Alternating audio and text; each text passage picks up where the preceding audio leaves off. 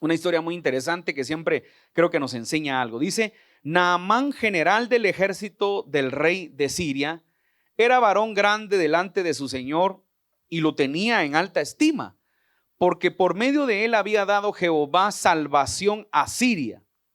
Era este hombre valeroso en extremo, pero ¿qué? Leproso. Ok. Entonces, miren, la palabra de Dios durante muchos años yo me recuerdo que nos han enseñado, hemos aprendido, hemos retroalimentado, porque creo yo que siempre es importante retroalimentar en nuestra vida, hermano, la palabra de Dios. Fíjese que la palabra de Dios, hermano, no solamente se lee los domingos, ¿sí? Leemos un pedacito, una porción, sino la palabra de Dios debe de estar en nosotros, hermano, debe estar en nosotros constantemente, debe de estar siendo hablada, debe de estar siendo declarada, debe de estar siendo meditada, debe de estar en nuestra vida. Fíjese, a veces, aunque usted no lo crea, vivimos una vida, hermano, muy superficial, una vida muy de rutina, una vida muy repetitiva, si usted quiere.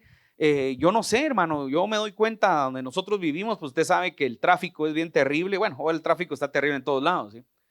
Pero a veces, mire, a veces no me voy a hacer más espiritual que usted, pero a veces, mire, a veces me despierto y me pongo a meditar con el Señor y ya a las 4 de la mañana usted ya está oyendo bocinas, ¿sí? Ya está así, la gente vive una rutina, ¿sí?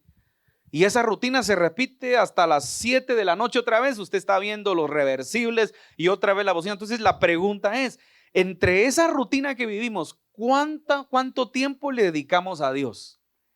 Entre esa rutina que vivimos de nuestro trabajo, de nuestra empresa, la gente que tiene empresa, la gente que tiene negocio, la gente que tiene alguna profesión, la gente que tiene familia. Imagínese una persona que trabaja y tiene familia y cuando llega a la casa tiene que cocinarlo del otro día. La pregunta es, ¿cuánto tiempo le dedicamos nosotros a nuestra vida espiritual, a fortalecer la palabra en nuestra vida, a hablar la palabra en nuestro corazón, a hablar la palabra en nuestro interior? ¿Cuánto tiempo le dedicamos al Señor realmente? Y si lo analizamos, hermano, nuestra relación a veces con Dios se vuelve muy efímera, así muy mediocre a veces, ¿verdad? Porque venimos el día domingo, recibimos una pequeña porción y nos vamos con esa pequeña porción, pero luego, hermano, no estamos activando la palabra a diario. Ese si usted quiere es la gente que viene a la iglesia. Hablemos, si usted quiere, los pastores, los ministros. A veces yo me doy cuenta, hermano, tengo amigos, ¿verdad? Que a ministros que el lunes, algunos se descansan el lunes, pero martes reunión a tal hora, a las 8 de la mañana, miércoles una reunión, ¿a qué horas? Y toda la semana pasa uno en reunión, en eventos, y la pregunta es, ¿a qué horas le dedicamos a Dios? Tenemos una relación con el Señor en nuestra vida. Entonces, cuando usted se da cuenta, el año, mire, vamos ya a entrar al 5.º mes del año, estamos por entrar esta semana. Santo Dios, se da cuenta que el año se ha ido volando, ¿sí?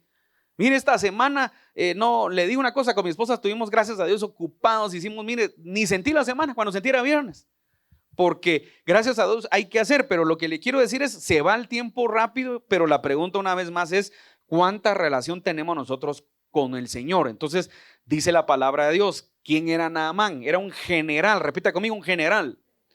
Por lo tanto, hermano, un general es el rango más alto que puede haber en un, ¿cómo le puedo llamar? Si usted, para que usted me entienda, en el ejército, ¿sí? Es el rango más alto, ¿sí? De ahí tal vez hay, no sé si los generales, bien, hay general de brigada, general, pero los generales es el rango más alto, ¿sí? Ya no hay un rango más alto después de general, ¿sí? Entonces, ¿qué significa eso? Ya él había llegado a un nivel en su capacidad, en su preparación, en su capacidad, en su desempeño como una persona de ejército, ¿sí? Como un soldado, como usted quiera, para que usted me entienda. Él había llegado a ese nivel. Muchos de los generales, hermano, no solo tienen que ver por su capacidad. Algunos generales estuvieron en batalla, estuvieron en guerra. Algunos generales tuvieron capacidades de estrategia, ¿verdad? La guerra es de estrategia, ¿sabía usted? La guerra no solo de agarrar un arma e ir a pelear. La guerra es estratégica. Entonces tiene que haber un nivel intelectual para hacer estrategia, para poder ganar una batalla, etcétera, etcétera. Entonces él tenía una capacidad, repita conmigo, una capacidad. Entonces nosotros, cuando vemos nuestra vida, hermano, la pregunta es, ¿cuáles son nuestras capacidades? ¿Cuál es tu capacidad? Porque aquí comienza todo para poder desgranar un poco. Mire, las personas tenemos capacidades. Dios le ha dado capacidad a usted. Usted de repente es licenciado, abogado, doctor, ingeniero, arquitecto. Yo no sé, me explico. o todólogo, ¿verdad? Que todo lo sabe, ¿sí? Porque hay gente que todo cree saber. Pero yo le quiero decir, en medio de todo eso, ¿quién cree que le dio esa capacidad? Se la dio Dios. Pero en medio de todas esas capacidades, en medio de las posiciones, también le voy a decir una cosa, hay gente que tiene posiciones también en la sociedad, en la vida. Hay gente que tiene posiciones y como, para que usted me entiendan, en chapinismo tiene buenos conectes, todo el mundo lo conoce a nivel empresarial, pero la pregunta es, pero delante de Dios, en su interior, ¿qué hay que no sea agradable a Dios? Entonces la Biblia dice que este era un varón grande delante del Señor y su Señor lo tenía en alta estima, mire, porque por medio de él había dado salvación a Siria. Era este hombre valeroso en extremo, pero siempre hay un pero en la sopa, ¿sí? Pero leproso, ¿sí? Y usted ya conoce, ¿verdad? No voy a hablar mucho de eso hoy porque tal vez no ese es el mensaje hoy, pero usted sabe que la lepra en la Biblia, hermano, pues generalmente la lepra literalmente era una enfermedad de la piel, ¿sí? Y esta enfermedad de la piel ocasionaba hasta la muerte en aquel tiempo, no había cura para la lepra, ¿sí? Entonces, lo que nos habla a nosotros, hermano, que también era una enfermedad de la carne, ¿sí? Y la carne en la Biblia siempre está tipificado como pecado. Repita conmigo, pecado. Eso significa, hermano, que nosotros como hombres, mujeres, jóvenes, señoritas, siempre vamos a tener niveles de pecado, ¿sí? O sea, el pecado va a estar a la puerta y va a estar tocando, ¿sí? Y recuérdese, estuve el viernes predicando sobre el espíritu y la carne, creo que medio hablé de eso algunos días, pero mire, la carne, hermano, la carne hay que aprenderla a vencer. El problema de los humanos es que le damos poder a la carne, ¿sí? Cuando nuestro espíritu se va debilitando, la carne va tomando poder porque dejamos de tener comunión con el Señor. Dejamos de tener relación o vivimos una vida repetitiva en nuestra relación con el Señor. Fíjese que hay gente que va mucho a la iglesia, por ejemplo, hay gente que es fiel en la iglesia, pero vive una vida, hermano, una vida repetitiva. Por ejemplo, hay gente que viene, se sienta, ya hasta tienen la misma silla, el mismo lugar y no está mal porque lo hace una cosa. Yo donde siempre me he sentado en la fila de adelante, en la iglesia, en la universidad, en el colegio siempre me senté adelante. Un día mi tío que ya murió me dijo, mira, mijo, te voy a dar un consejo. Vos sentate hasta adelante, independientemente si te dicen que sos nerd, si te dicen que sos, ¿cómo fue que me dijo él? No me recuerdo la otra palabra, pero como quien dice, lambebotas, pero sentate hasta adelante porque la gente que aprende se sienta adelante. Bueno, yo lo tomé tan en serio que hasta en la iglesia me sentaba adelante, ¿sí? Y llegaba a veces temprano a la iglesia, hermano, y me sentaba adelante porque me gustaba estar atento a lo que yo iba a aprender. Pero a veces, hermano, como cristianos, aunque usted no lo crea, nos vamos acostumbrando a lo que hacemos. Y a veces ya ni siquiera le ponemos importancia a lo que hacemos. Mire, yo me doy cuenta y yo siempre lo predico porque esto es verdadero. A veces usted le pregunta a la gente, hermano, mire, ¿y cómo estuvo el servicio? Estuvo tremendo, el pastor habló de tal cosa. Pero contame, ¿qué más? No me recuerdo, pero estuvo lindo. Porque no recordamos lo más importante. A veces yo le voy a decir una cosa, no se estoy diciendo que usted se aprenda de memoria el mensaje, pero la esencia del mensaje sí debe de estar en nuestra vida. Decir, santo Dios, el Señor habló hoy de Naamán y de que en medio que tengamos capacidades, en medio que tengamos posiciones, en medio que Dios nos haya dado una capacidad, si quiere, formativa, educacional, etcétera, siempre vamos a tener algo dentro de nuestro corazón que puede tener carnalidad o que hay que vencer. Entonces la Biblia nos habla que este hombre tenía una enfermedad de la carne y eso podría haber sido, hermano, mire, ahora vamos a ver qué era lo que tenía, porque a veces uno dice, mire, el propósito de Dios va a prevalecer en nuestra vida. A veces es complicado cuando pasan cosas en la vida de la gente, es difícil poderle llegar a decir, ¿verdad? De hecho, yo le digo, medite siempre que el Señor le diga, pero póngale que Dios no quiera, que le ponga un ejemplo para que no sea tan drástico, ¿verdad? Le chocaron y le hicieron pedazo a su carro y no tenía seguro, ¿verdad? Yo llego con, hermano, era la voluntad de Dios que te chocara. Mire, me va a sacar de a patadas de repente, ¿verdad? O va a decir, hermano, ¿cómo hace la voluntad que me hagan pedazos el carro, ¿verdad? Pero a veces no se trata que sea la voluntad de Dios, sino que Dios de alguna manera siempre va a encontrar la manera o la forma de que nosotros, hermano, aprendamos algo de eso, ¿me explico? Aunque ahorita no lo entendamos, aunque en el momento no lo comprendamos, aunque en el momento, hermano, lloremos, critiquemos, nos quejemos, nos pongamos con enojo delante de Dios, no lo vamos a entender, pero tarde o temprano siempre vamos a ver el panorama, vamos a entender que Dios algo está trabajando en nuestra vida o Dios va a usar eso para que algo, hermano, glorifique el nombre de Dios, aunque no lo entendamos en ese momento. Pero no le va a llegar a decir si se murió alguien, era la voluntad. No, la gente no lo va a entender, me explico. Pero mire, pues dice, y de Siria había salido bandas armadas y habían llevado cautiva de la tierra de Israel a una muchacha, la cual servía a la mujer de Naamán. Se da cuenta que esto de las extorsiones, esto de las problemas sociales, hermano, esto ha existido toda la vida. O sea, toda la vida hemos tenido problemas sociales bien delicados en el mundo, ¿sí? Porque dice que acá habían salido bandas armadas, santo Dios. O sea que todos estos comandos que se levantan en países como México, Guatemala, no es nada nuevo, hermano. Es parte de la maldad que tiene fortaleza y que se desarrolla a veces, le voy a decir una cosa, a veces también para que se manifiesten los hijos de Dios. La palabra dice que la tierra está esperando, ¿qué? La manifestación gloriosa, dice, ¿sí? De los hijos de Dios. Y nosotros durmiendo en la casa. Y nosotros viendo Netflix, ¿verdad? Y nosotros viendo una maratónica de The Walking Dead, por ejemplo, ¿sí? Anda a comprar poporopos porque vamos por la temporada 2, ¿me explico? Y no está mal, yo no le digo que usted no puede ver sus películas y no se puede relajar un fin de semana, excelente, si no hay que hacer o no tuvo que ir a estudiar, etcétera. Pero lo que yo le digo es que la Biblia dice que la tierra está esperando la manifestación gloriosa de nosotros, los hijos de Dios. Y nosotros dormidos, nosotros cansados o nosotros peleando entre nosotros mismos.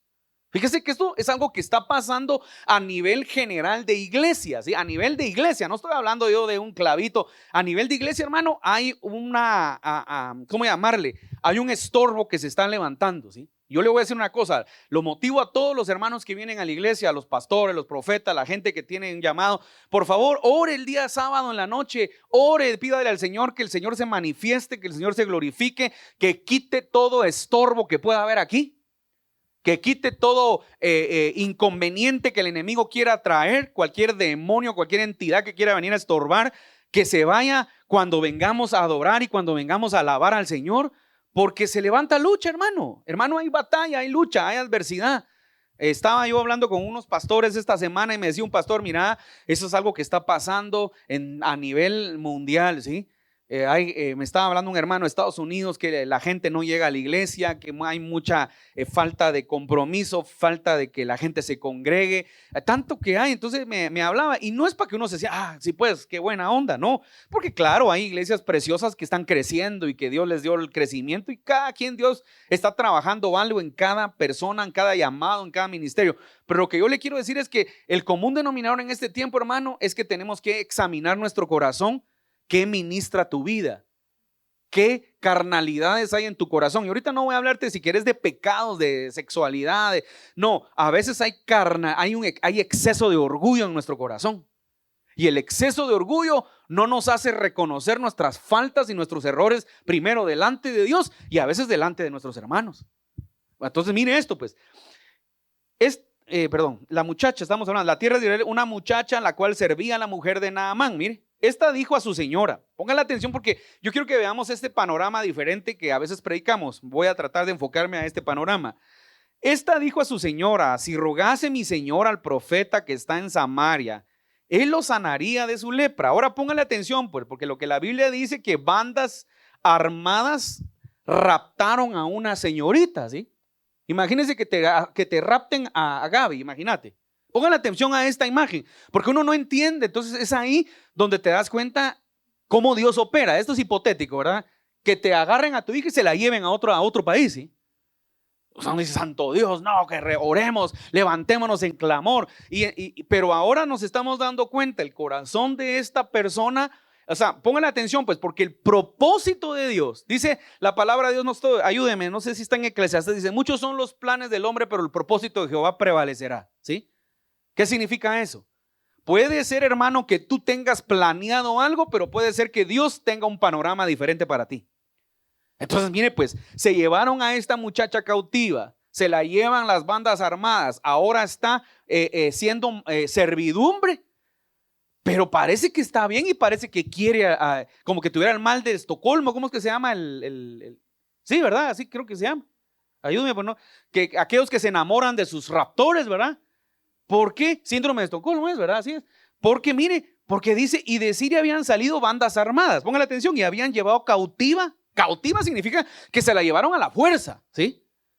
Pero en el verso 3 dice, y esta dijo a su señora, si rogase a mi señor el profeta, que está en Samaria, él lo sanaría de su lepra al amo de su casa, que era Naamán. Entonces no sé si se da cuenta, como que uno a veces lee las cosas pero uno no entiende, o sea que la señorita estaba bien en ese lugar, porque otra fuera que se muera, cuando se muera yo salgo huyendo, pero no, Dios la estaba usando, fíjese qué importante entender esto, para un propósito. Dile al que tienes a la par, Dios te quiere usar para un propósito.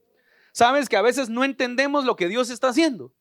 A veces estamos en un lugar, hermano, y nos sentimos incómodos, nos sentimos, hablemos de un trabajo, nos sentimos incómodos, nos sentimos desesperados, y tú no sabes que Dios te quiere usar, que Dios quiere que tú seas una luz en ese lugar, que tú seas un ejemplo en ese lugar, o que algo estás aprendiendo, pero la gente no lo entiende, está llorando, se está lamentando, y a veces, hermano, no entendemos que algo nos quiere enseñar el Señor, o que algo quiere el Señor glorificar a través de nosotros para que su nombre, hermano, sea manifestado. Y nosotros no lo entendemos porque estamos acostumbrados a creer que para glorificar a Dios, que para que Dios nos use, tenemos que tener un púlpito, tenemos que tener un altar. A los que les gusta predicar, ¿verdad?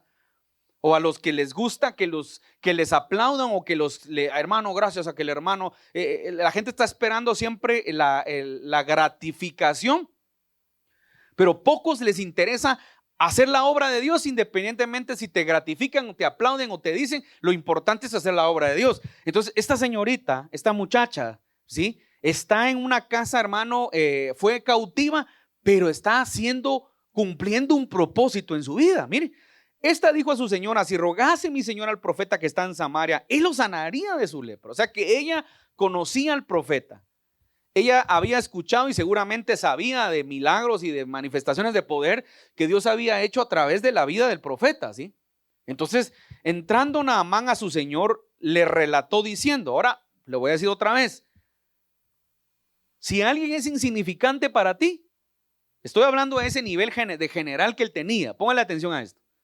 Si alguien es insignificante para ti, te va a llegar a decir algo, está bueno, o sea, me explico. Es servidumbre, que no va a andar poniendo caso a esta muchacha. Pero significa que este hombre tampoco era del todo malo, porque le puso atención a la muchacha, ¿sí? Entonces dice, entrando Naamán a su señor, le relató diciendo, así y así ha dicho una muchacha que es de la tierra de Israel. O sea que le creyó. Entonces yo le quiero decir esto, para que él le haya creído, tuvieron que tener una buena relación, ¿me explico? Porque esa que relación de, mire, amo, no sé, póngale ahorita, parafraseemos, mire, amo, hay un profeta, usted Dios lo puede sanar si usted va allá. Y él tuvo que haber tenido una relación con ese, era tu hija, ¿tú crees que Dios me puede sanar con ese profeta? Sí, vaya, yo le garantizo, ¿me explico? Para que él haya llegado con el rey, ahora a decirle esto, una muchacha que es de Israel me lo dijo, ¿sí?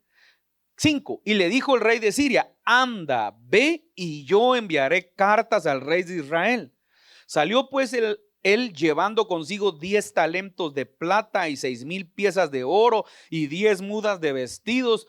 Tomó también cartas para el rey de Israel que decían así. Pongan la atención, pues, porque ahí hay algo que se desvirtúa, pero algo nos está enseñando el Señor. Cuando lleguen a ti estas cartas, mire, sabe por ellas que yo envío a ti mi siervo Naamán, para que lo sanes de su lepra. Santo Dios, pongan la atención a esto. Luego que el rey de Israel leyó las cartas, rasgó sus vestidos y dijo, soy yo Dios que mate y dé vida para que éste envíe a mí a que sane a un hombre de su lepra. O sea, se alarmó, ¿verdad? Porque este cuate dijo, no, hombre, este me está provocando, ¿sí? Dice, considere ahora y ved cómo busca ocasión contra mí. Porque ¿quién le puede dar una orden a un hombre de que lo sane? Nadie puede hacer eso, hermano. O sea, yo no le puedo decir a alguien, mira, Gerson, cura a mi hijo, vos, hombre, curalo. O sea, no se puede. Mire, ni con todo el dinero del mundo, aunque usted mire la gente millonaria que muere de cáncer en hospitales, porque tiene todo el dinero del mundo, pero no existe un tratamiento o no existe el poder del hombre para poderlo curar de alguna manera, ¿sí? Y se muere la gente.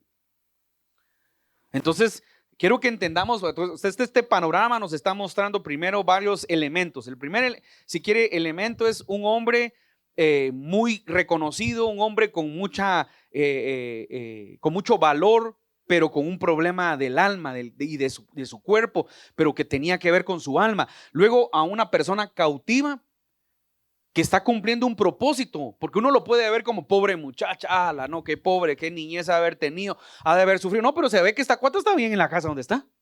Se ve que la están tratando bien. Entonces, ¿qué nos está diciendo esto? En medio de tu condición, siempre busca la manera de encontrar el propósito del por cual tú estás padeciendo algo.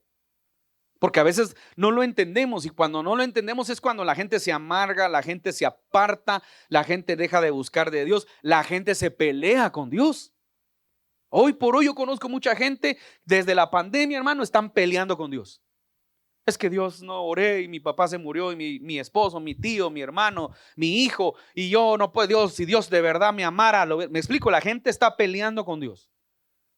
La gente está peleando porque una empresa fracasó, la gente está peleando porque un hijo se fue de la casa, la gente está peleando, y a veces tenemos que evaluar, hermano, cuando de hijos se trata. Yo le digo a la gente, mire, yo hago un análisis, he estudiado la palabra y la vuelvo a estudiar una y otra vez y llego a una conclusión. En la Biblia hay hijos buenos y hay hijos malos. Hay padres buenos y hay padres malos. Hay esposos buenos y esposos malos, ¿me explico? ¿Y qué significa eso? El padre, el hijo pródigo, hermano, era un buen padre. Y el hijo le salió chueco, ¿sí? Sin embargo, en la misericordia de Dios tuvo una metanoia, que es donde enseñamos lo que es la metanoia. Es el ejemplo más práctico en discipulado para enseñar el cambio de mentalidad que puede haber en una persona. Pero le voy a decir una cosa, pero el hijo le salió chueco. ¿Qué hizo el padre para que el hijo le saliera mal? Nada. Sino simple y sencillamente el hijo salió malo. Ahí se desprenden muchas fibras teológicas o criterios teológicos espirituales que otro día vamos a hablar, pero digamos que el padre no hizo nada. Usted va a encontrar a un hombre que se llamaba Nabal, que creo que su nombre, no estoy seguro, quiere decir idiota o estúpido, con una excelente esposa que se llamaba Abigail, ¿sí? Que lo cubría. Me explico, o sea, la Biblia nos enseña esto. La palabra de Dios es el panorama para que podamos aprender a vivir y a tomar decisiones en la vida. Fíjese, la palabra nos enseña todos estos panoramas. Entonces, ¿por qué le digo esto? Porque tenemos que preguntarnos nosotros por qué estamos padeciendo algo. A veces puede ser que estemos padeciendo porque hemos sido padres permisivos, por ejemplo, si de hijos se trata. Hemos sido padres permisivos, hemos sido padres que toleramos cualquier cosa, hemos sido padres que no tenemos comunión o relación o charlamos con nuestros hijos. Le damos todo, lo que quieran, teléfono. Si le arruinó el teléfono a la nena, le vamos a comprar su teléfono nuevo, porque la nena no se puede quedar sin su teléfono. Tiene que hacer sus tareas, ¿verdad? Peor ahora que está el chat GPT, así es, ¿verdad, hermano Luis? Tiene que ver cómo el chat GPT le ayuda a hacer todas sus tareas, ¿verdad? Porque como yo no tengo tiempo para ayudarlo.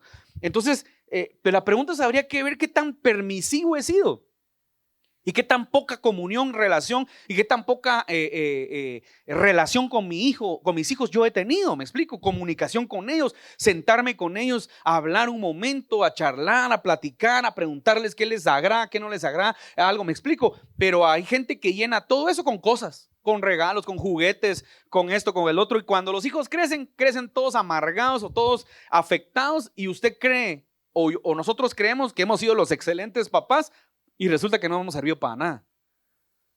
Yo me he topado con muchos amigos ministeriales, si usted quiere, que uno dice, santo Dios, ¿por qué este muchacho se puso rebelde? Si le dan todo, le compran la mejor computadora, el mejor teléfono, el mejor videojuego, y está rebelde, porque el problema a veces no es una computadora, no es un videojuego, repita conmigo, es tiempo de calidad. Eso es todo. A veces tu hijo lo que quiere es tiempo de calidad, ¿sí? Que estés con él sentado, viendo, no sé, una película, comiéndote unos chetos y se acabó. Eso era más importante que le dieras el mejor teléfono, que le dieras la mejor tableta, porque al final con la mejor teléfono y la mejor tableta de todos modos se seguía sintiendo totalmente solo o sola. Pero hay mucha tela, como dicen, mucha tela que cortar, ¿verdad? Porque hay muchas aristas que tocar, porque cada caso es diferente. Entonces resulta que esta niña, en vez de ser amargada, en vez de decir que se muera este cuate, ella cumple un propósito de decirle que existe un profeta y de insistirle que crea que puede pasar algo. 8. Cuando Eliseo, el varón de Dios, oyó que el rey de Israel había rasgado sus vestidos, envió a decir al rey: ¿por qué has rasgado tus vestidos? venga ahora a mí y sabrá que hay profeta en Israel. Recuérdese que el ministerio profético del Antiguo Testamento tenía una característica, y era que la voz de Dios era manifestada en el profeta, ¿sí? Hoy, hermano, hay mucho profeta en Guatemala, en las iglesias, cualquiera se llama profeta, ¿verdad? Por eso tenemos corrientes teológicas, la corriente cesacionista, que es la corriente que cree que los 5 ministerios ya no están activos, que el canon apostólico, profético se cerró con el último profeta, que fue Juan el Bautista, y luego ya no existen profetas de oficio, mas sí palabra profética, pero no profetas de oficio, etcétera. Entonces hay gente que cree, ¿verdad?, que ya no existe tampoco los dones manifiestos del Espíritu, ya tampoco están vigentes en la tierra, ¿verdad? Ya no puede haber sanidades en la tierra, etcétera, porque creen que ya cesó todo eso. Bueno, no vamos a entrar en polémica, ¿verdad? Pero yo creo, hermano, que los dones para mí, yo no soy cesacionista, yo creo que siguen vigentes los dones, siguen vigentes los ministerios. Lo que pasa es que hay mucho mal uso con problemas de inmadurez en la vida de la gente, ¿sí? La gente tiene palabra profética, ¿sí?, pero tiene poco o nada formación de carácter. Entonces, con tu palabra profética mueve las aguas, ¿verdad? Y tú dices, santo Dios, qué palabra la que me dio este hermano, pero tu carácter echa a perder lo que tú puedes decir.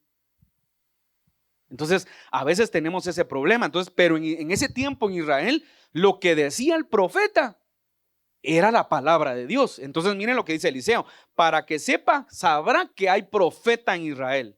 Eso que hay profeta en Israel significaba para que sepa que el poder de Dios está vigente sobre la tierra en este tiempo. Eso era lo que quería decir con esa referencia. Y vino Naamán con sus caballos. Pongan la atención, pues, cómo imagínense esa escena. Yo creo que vamos a empezar a utilizar la inteligencia artificial, ya que no es útil, ¿verdad?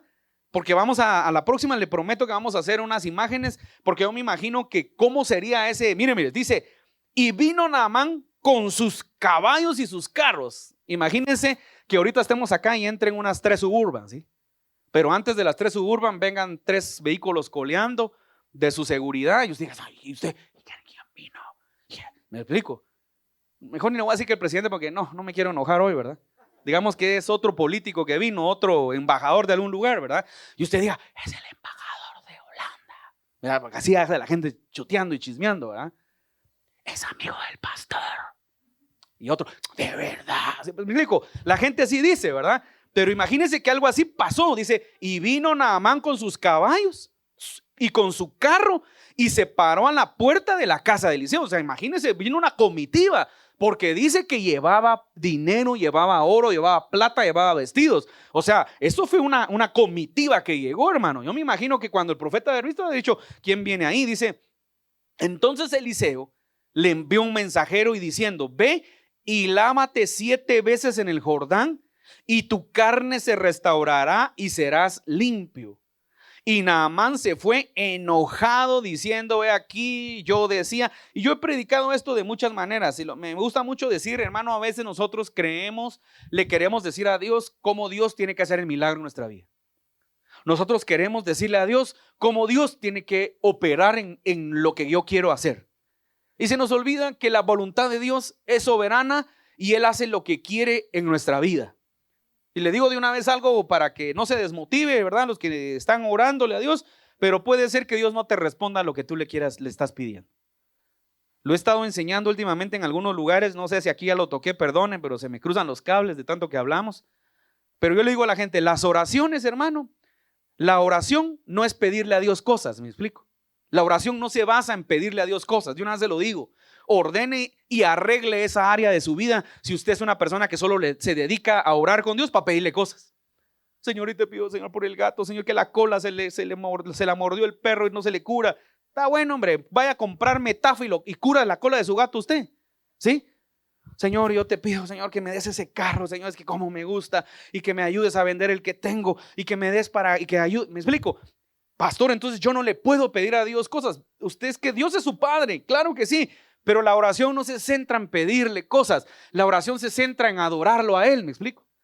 La oración se centra en conocerlo a Él. Porque cuando tú lo conoces a Él, entonces Él sabe las necesidades que tú tienes. Por lo tanto, Él se va a encargar de proveerte lo que tú quieres, hasta los deseos de tu corazón. Por eso la palabra dice, Jesús dijo, por nada estéis afanosos, dijo Pablo, ¿sí? Filipenses, ¿sí? Sino antes que sean conocidas vuestras peticiones, ¿sí? Pero Jesucristo dijo, no te afanes. No te afanes por el día, no te afanes por qué vestirás, no te afanes porque los pájaros se visten, comen, los lirios son preciosos, los pájaros comen. Usted nunca ha visto un pájaro que ande llorando del hambre, ¿sí?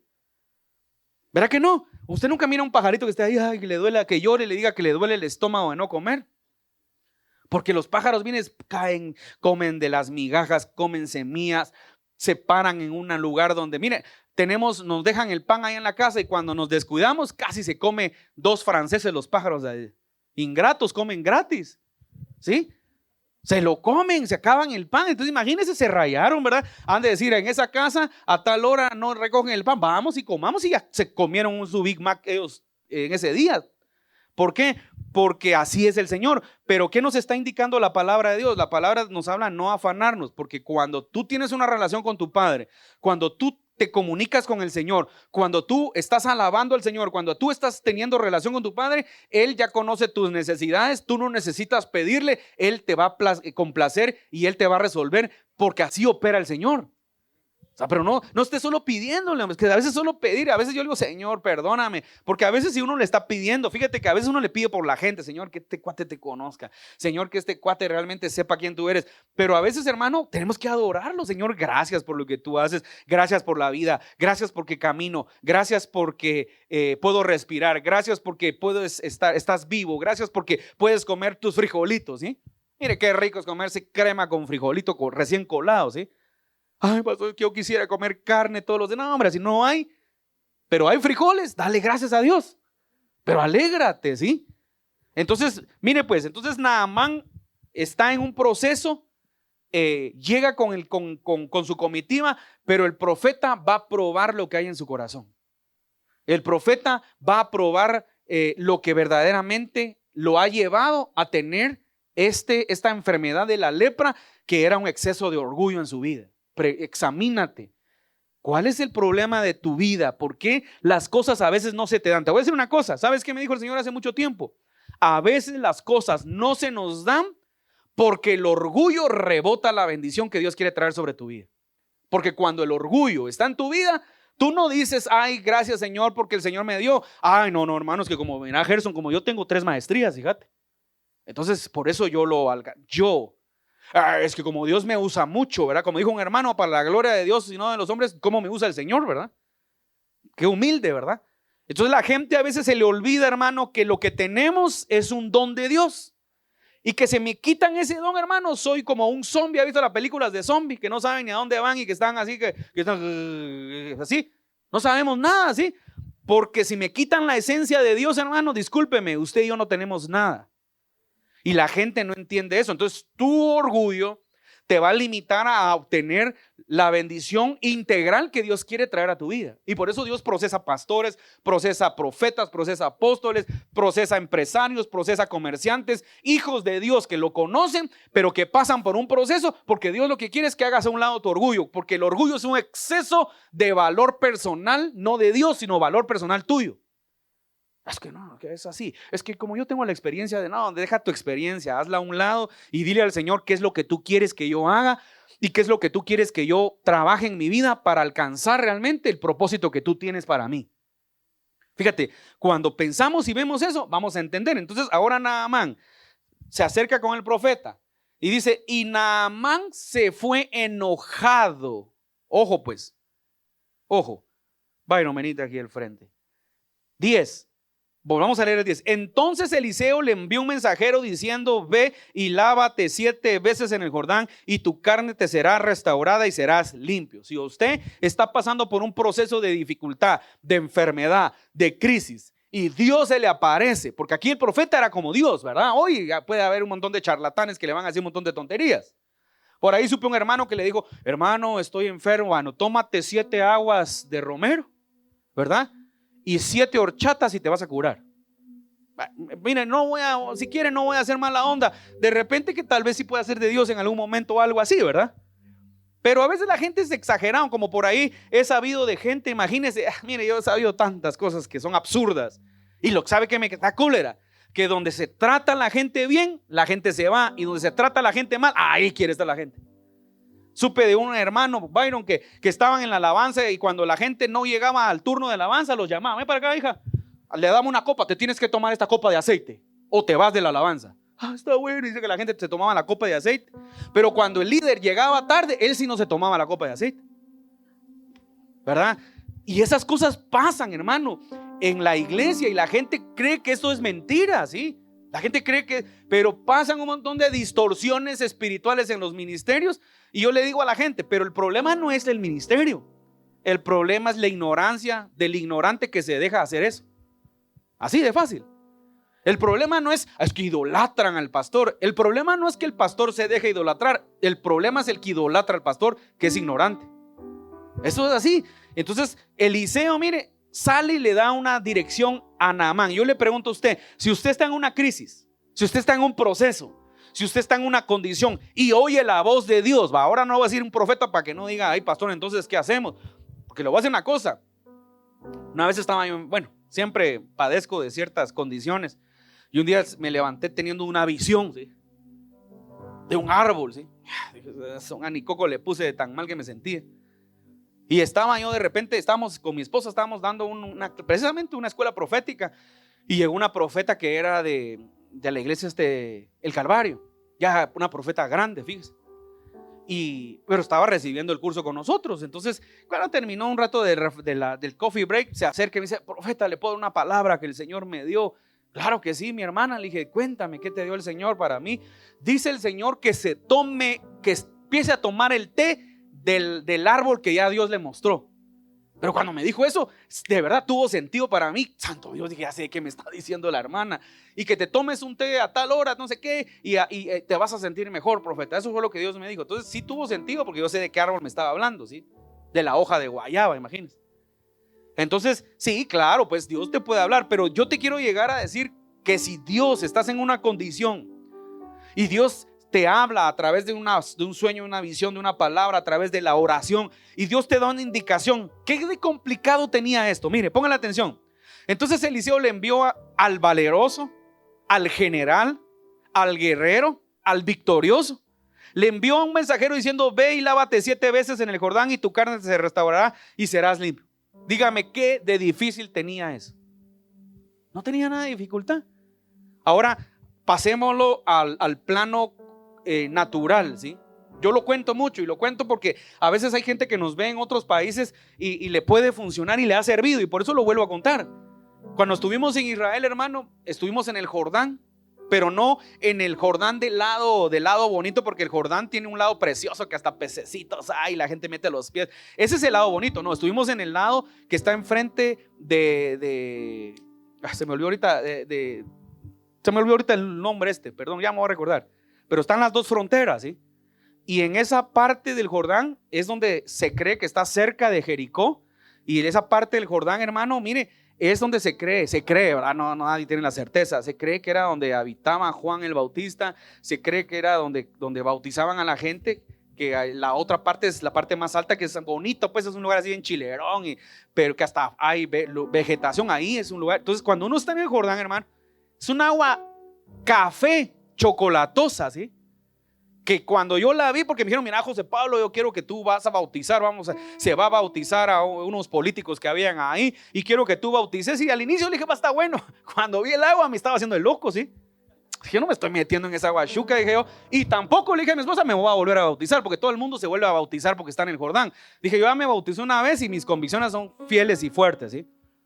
Tal vez para la foto, si quieren, me hubiera tomado una foto ahí, pero no lo hice. Pero cuando voy viendo el agua chuca, ¿sí?, así café, dije: no, hombre, que yo me hago el loco. ¿Y qué si llega uno de los hermanos y me dice: mira, José Pablo, mi hija ya no se quiere bautizar? ¿Y por qué no se quiere bautizar? Le digo: anda a hablarle, por favor, porque me dijo que se iba a bautizar. Entonces voy, y cuando le hablo, me dice: ay, José Pablo, yo no me estoy metiendo en esa agua sucia, mis. Entonces le tengo que contar esta historia, ¿sí? Así rápido le di que es la teología del bautismo, se lo di con la historia de Naamán. Y cuando le terminé de contar la historia de Naamán, se bautizó. Porque Naamán, cuando vio esa agua sucia, cuando vio esa agua que no era una agua limpia como los ríos que él menciona ahora a continuación, discúlpeme, él de haber dicho que me vine a meter yo con esos charlatanes. Yo me imagino que de haber dicho así, que me vine a meter yo con estos cuates. Mire, y Naamán se fue enojado diciendo: he aquí yo decía, para mí saldrá él luego. Póngale, él creó todo un panorama. Saldrá él luego, estando en pie invocará el nombre de Jehová su Dios y alzará su mano y tocará el lugar y sanará la lepra. Abana y Farfar, ríos de Damasco, ¿no son mejores que todas las aguas de Israel? Sí, son mejores. Porque esa agua, yo le digo, yo mismo no me quise meter a esa agua, ¿sí? Dije, nada más estar metiendo yo ahí, dije yo. Porque solo de ver, hermano, de verdad, es un agua sucia, pues es un agua como de drenaje, ni siquiera tenga usted que diga, la que rico, me va a refrescar. Y está en medio del desierto. Y si de verdad estás mal, te tienes que meter a esa agua porque es un calor tremendo en el desierto. Es increíble el sol del desierto. No sé cuántos han sentido el sol del desierto verdadero, ¿sí? No el sol de Zacapa ni nada de eso. Entonces, Abana y Farfán, ríos de Damasco, ¿no son mejores que todas las aguas de Israel? Si me lavare en ellos, ¿no seré también limpio? Y se volvió y se fue. ¿Cómo se fue? Ok, entonces yo le quiero decir algo. El problema del hombre es que el hombre, nosotros siempre queremos que las cosas se hagan como yo quiero, no como Dios dice. Si el profeta era la voz de Dios, ¿por qué no se lo obedeció? Entonces otra vez, mire, voy concluyendo. Mas sus criados se le acercaron y le hablaron diciendo: Padre mío, si el profeta te mandare alguna gran cosa, ¿no la harías? ¿Cuánto más diciéndote lávate y serás limpio? Como quien dice: Padre, no sea orgulloso, no sea soberbio, hombre. No menosprecie el río. Hágalo. Si usted podría, si le manda a matar 20 personas, 30, 40, 200 hombres, ¿no lo haría usted? No se va a meter 7 veces al Jordán. Entonces descendió y se zambulló 7 veces en el Jordán conforme a la palabra del varón de Dios, y su carne se volvió como la carne de un niño y quedó limpio. Entonces, ¿qué le quiero yo enseñar esta mañana? Miren, aquí hice unas anotaciones acá, porque es bien importante. Primero, ¿sí? Dios obra soberanamente en todo, ¿sí? Nada escapa en el plan perfecto de Dios, porque uno puede pensar que en el plan de Dios las cosas se van a escapar, ¿sí? Me hicieron injusticia, no me trataron bien, me fue mal, no me tomaron en cuenta, a Dios no, en todo eso Dios siempre va a sacar la mejor parte para su vida. Mire, nada escapa a su plan perfecto. Aún el doloroso cautiverio de la niña, aún la cautividad, fue parte del propósito de Dios para llevar luz al corazón de un hombre que no conocía de Dios. Y uno no puede entender eso. Dígame, ¿quién va a entender ese propósito? ¿Quién va a tener que tomar a una niña raptada, llevarla ahora como esclava? Pero esa esclavitud tiene un propósito para que el nombre de Dios quede escrito en la palabra de Dios. Eso es sobrenatural. No sé si lo está captando, ¿sí? Mire, entonces, a través de él y toda la nación, lo que para otros podría ser una tragedia, Dios lo convierte en un instrumento de bendición, de redención, de oportunidad. Porque cualquiera pensaba: ay, pobre la niña, y lloraba. No, la niña entendió su propósito. Y eso es lo que nos pasa a muchos de nosotros. No entendemos nuestro propósito cuando estamos mal. Nos quejamos, nos lamentamos, pero a veces nos tenemos que detener y preguntarnos: Señor, pero ¿y por qué es que me permites que esté pasando esto, Señor? Y vas a entender que algo nos está enseñando Dios, o a alguien, o a nuestros hijos, o algo está puliendo el Señor en nuestra familia. Dios no hace, y otro punto que está intrínseco, la gracia, aunque usted no lo crea, está intrínseca en el Antiguo Testamento. Dios no hace acepción de personas. Voltea a ver al que tienes a la par y dile: Dios te ama como eres. Decíselo, hombre. Te ama con tus jetas, te ama cuando estás alegre, te ama con tu asperosidad, te ama con tu frialdad, te ama con tu cariño, te ama. Dios no hace acepción de personas. De una vez se lo digo. Dios, es que como aquel tiene billete, ¿verdad? Entonces, ese sí es mi cuate, me llega. No, no es hermano, no, ni loción se echa. Dios no hace acepción de personas. No se lo digo. Él ama por igual al israelita como al sirio, ¿sí? Porque uno podría decir: ¿y por qué Dios hizo la obra con este sirio si estaban a veces en contra de Israel? ¿Sí? Al cercano o al extranjero, al poderoso, al humilde. El evangelio, hermano, el evangelio de Cristo no tiene fronteras. Es algo que usted tiene que aprender, porque a veces nosotros le ponemos fronteras al evangelio de Cristo. A veces le ponemos fronteras al evangelio de Dios. Mira, a veces nosotros, no, es que eso no se hace así. No, eso no es de Dios, porque no, mira, yo te voy a decir una cosa. A veces dejemos de juzgar más y seamos mejor más condescendientes con la voluntad de Dios, o seamos más condescendientes con nuestro hermano, pero dejemos de juzgar, porque a veces nos encanta juzgar. Eso no es así, le va a ir mal a ese hermano porque como eso no está en la Biblia. Y a veces yo le voy a decir una cosa, claro, muchas cosas que son de doctrina tienen que estar en la palabra de Dios, pero hay otras que el Señor a veces utiliza a su manera. Él hace cosas para que la gente lo conozca. Entonces tenemos que tener mucho cuidado cómo operamos en este tiempo, ¿sí? Entonces yo quiero que ahí donde estás entendamos, ¿sí? Mire, las buenas noticias son para todos. ¿Qué nos enseña el Señor acá? Que Dios no hace acepción de personas. Así que de una vez le digo, dejemos de estar creyendo nosotros que Dios solo a nosotros los cristianos evangélicos nos escucha, que Dios solo a nosotros los profetas nos va a hacer misericordia. No, hermanos, Dios ama a la humanidad y Dios quiere que tú seas luz para salvación de la gente que aún no lo conoce. Dios quiere que tú seas luz para que la gente sepa que Él es verdadero. El evangelio no solo es un juego, hermano. El evangelio no solo venir a calentar una silla. El evangelio no solo llenar un requisito. El evangelio, hermano, dice la palabra que es poder de Dios. Y le voy a decir una cosa. Hay sanidades, claro que hay. Critican muchas cosas. Porque a veces la gente está criticando. Por ejemplo, yo miro hoy que están estos expositores que exponen la verdad, que yo les aplaudo. Pero también critican más de la cuenta.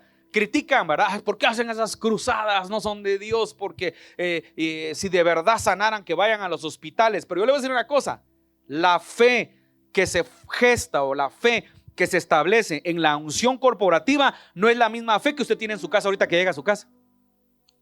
Porque aquí ahorita podemos pararnos y podemos comenzar a clamar, podemos comenzar a orar, y de repente Dios toca a alguien que venía con una enfermedad y se para y dice: ay, Señor, me sanó. Y el que está hasta allá atrás, que está tal vez que su fe no está muy fuerte, se fortalece y vuelve y arrebata un milagro. Pero cuando usted está en su casa, usted no tiene la unción corporativa, usted está en su casa solo, sola, usted se amarga, usted se cansa, usted está frustrado. Por eso la palabra nos habla que es importante congregarnos.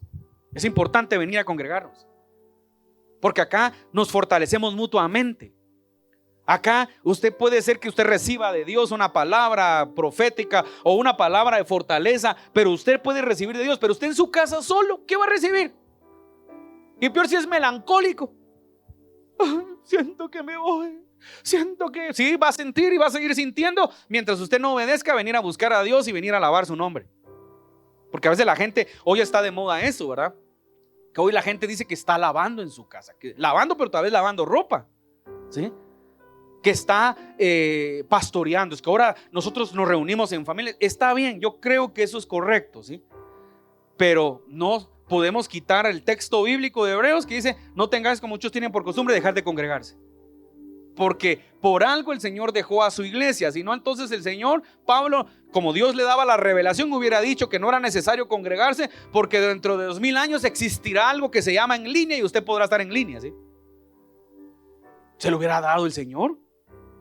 Se lo hubiera dado y tal vez uno hubiera dicho: ay, ahora entendemos de qué estaba hablando Pablo. Pero lo que yo le quiero decir, hermano, es importante entender que Dios no hace acepción de personas, que Dios le dio la limpieza. Por eso hoy no voy a hablar más de nada más, porque a mí me gusta tocar otros puntos ahí. Pero me quiero enfocar en que, si se da cuenta, el propósito de la niña se cumplió. El propósito de Naamán se cumplió. Él logró entender que el problema era su orgullo. Orgulloso. Porque cuando el orgulloso, hermano, tiene un problema, no acepta su problema y no acepta la solución. Pero cuando te humillas delante de Dios y cuando haces tu orgullo a un lado, puedes obtener la victoria que estabas esperando hace mucho tiempo. Naamán se humilló, se desnudó, se metió a las aguas sucias, a las aguas oscuras, si usted quiere, las aguas tierrosas, y fue sanado. Y la enseñanza fue: cuando eres obediente a lo que Dios dice, cuando eres obediente a la palabra de Dios, cuando eres obediente aún en medio de tus argumentos, Dios va a traer sobre tu vida la respuesta que tú estás esperando. Quiero que te pongas sobre tus pies, quiero que oremos al Señor y que le pidamos al Señor en este tiempo, que Él sea el que obre, que Él sea el que traiga a nuestra vida respuestas, que Él sea el que traiga a nuestra vida la bendición. Pasemos, hoy tenemos Santa Cena. Que el Señor les bendiga a todos en este hermoso tiempo. Solo quiero compartir contigo una invitación que creo que será de mucha bendición. Hebreos capítulo 10, verso 25 en la versión NTV dice: y no dejemos de congregarnos como lo hacen algunos, sino animémonos unos a otros, sobre todo ahora que el día de regreso se acerca. Fíjense que estamos en un tiempo muy complicado y necesitamos escuchar palabra, así que si tú no te congregas, no tienes una iglesia donde asistir, te invitamos a que nos visitas a Ministerios Casa de Justicia y Verdad. Nuestros servicios son a las 11:30. En las redes sociales puedes ver las ubicaciones. Sé que será de bendición que nos acompañes.